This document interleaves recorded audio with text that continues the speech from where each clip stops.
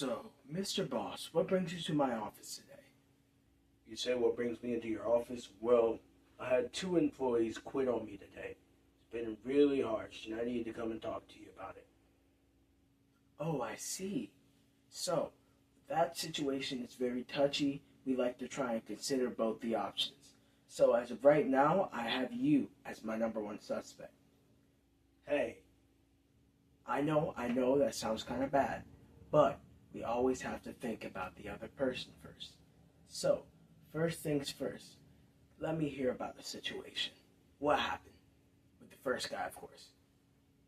so with the first guy, he didn't really close that well. I mean, everybody, all the other people said that he closed amazingly, and it was really, really clean, but it wasn't clean enough, you see.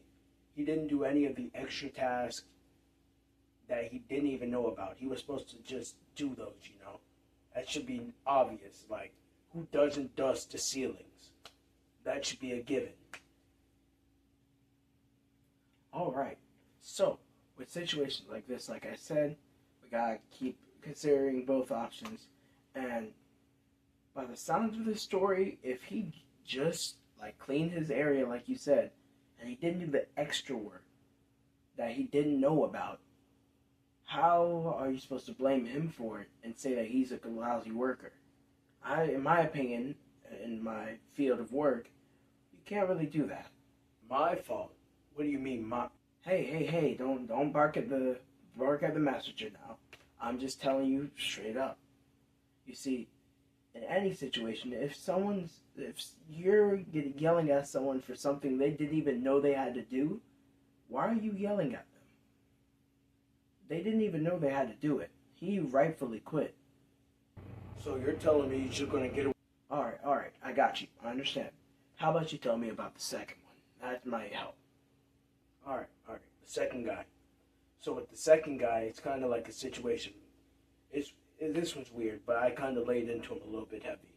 So the second guy, he was trying to take a water break after a big rush, cleaned up his area quite well, but like he didn't clean it good enough. I didn't like that. So I told him not to go on his water break and to clean his area. And he responded with his area is already clean. I did not like that.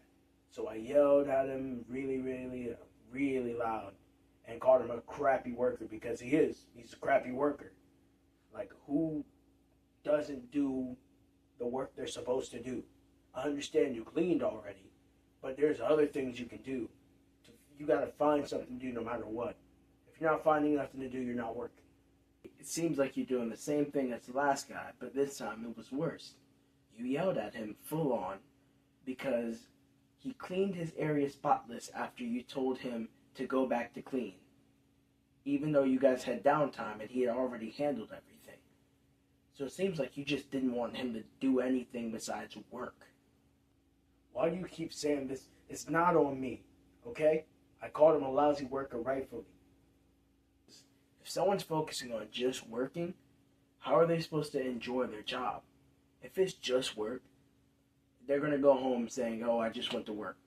They're not going to go home and say, hey, I went to work, it was nice. They're going to say, I went to work, it's work.